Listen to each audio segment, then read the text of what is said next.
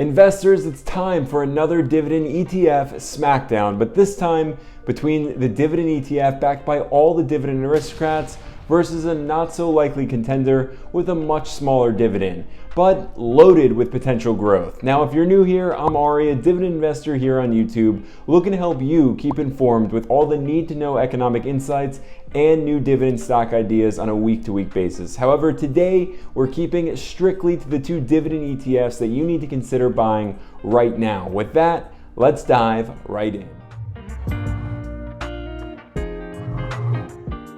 So investors, with the market on the fritz right now and quite a lot of uncertainty in this market environment, I wanted to divert our attention into a much safer direction, but yet one that remains equally, if not even more lucrative than just picking individual dividend stocks to add to our dividend stock portfolios.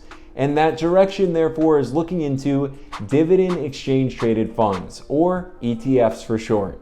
Now, as you know, ETFs allow an investor to essentially invest into a basket of holdings versus trying to pinpoint the 2 to 3 winners, which is just about nearly impossible to do time and time again. And if you've been investing for a long while, you'll know that better than anyone else. So today we're going to be looking to capture boatloads of holdings all in one shot with a single share of an ETF. But the question always remains, which ETF is best to invest into? Well, today we're about to dive into two dividend-paying ETFs that I would consider to be suitable investments for today and far beyond. We have the ProShares S&P 500 Dividend Aristocrats ETF and the Vanguard Total Stock Market ETF. So in other words, an ETF all about dividend growth, safety, and reliability versus an ETF that captures growth and just so happens to shell out dividends by way of some of its holdings. Now, before we get into these two dividend ETFs, please let me know if you're finding value in today's content by simply tapping on that thumbs up button. And if you're not already subscribed to the channel, tap on that subscribe button while you're at it to never miss a single video. And with that, let's rock and roll with the first dividend ETF here, the ProShares S&P 500 Dividend Aristocrats ETF, ticker symbol NOBL, which is solely focused on the S&P 500 Dividend Aristocrats, which are high-quality companies that have not just paid dividends, but have grown them for at least 25 consecutive years, with most of them doing so for 40 plus years. Now that to me sounds like an insane amount of reliability that you can bet on regardless of any and all market conditions.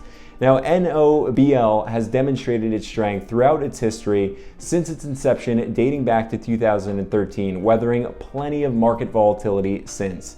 Heck, even now amidst the market volatility, NOBL remains in the green, trading for $95.27 per share. That's up by almost 7% year to date. But let's now take a deeper look into NOBL to discover just how it's remained the case, to which we can see NOBL has 67 total holdings in it, amounting to $11.91 billion in assets under management, with some of the top holdings being construction giant Caterpillar, followed by the insurance leader Aflac, then Cincinnati Financial, Pentair, and the Clorox Company. So all names that I'm sure as dividend investors you're well aware of or even invested into.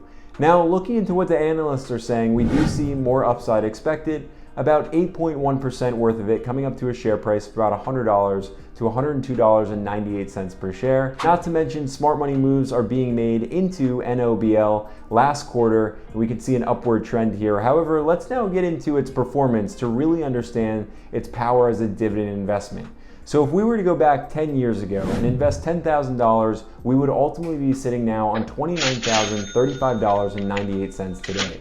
And that's all for a price of $35 per $10,000 invested, given the expense ratio at 0.35%, which is rather high. And while it's a decent chunk of a return, it still has this dividend yield that's rather low here, coming in at 1.91%. Now, as for this next ETF, I only ask that if you're a die-hard dividend investor, you have an open mind here, because as mentioned, this specific ETF has some serious firepower, but it's not necessarily considered a dividend ETF. We're talking about Vanguard's Total Stock Market ETF, ticker symbol VTI, which was precisely designed to track the performance of the US Total Market Index while incorporating large, mid, and small cap equities across both growth and value assets. and better yet, it aims to deliver profit at the lowest possible cost to shareholders. So diving deeper into VTI, we can see we have an ETF with 3,815 total holdings, totaling over $316 billion in assets under management, with the top holdings being Apple, Microsoft, Amazon, Nvidia, and Google. So in other words, stocks that us dividend investors wouldn't really refer to as dividend stocks, but nonetheless, with those positions that do pay dividends in VTI, the ETF shells out a dividend quarterly at a 1.5% dividend yield. But now, how about how this fund has been performing recently?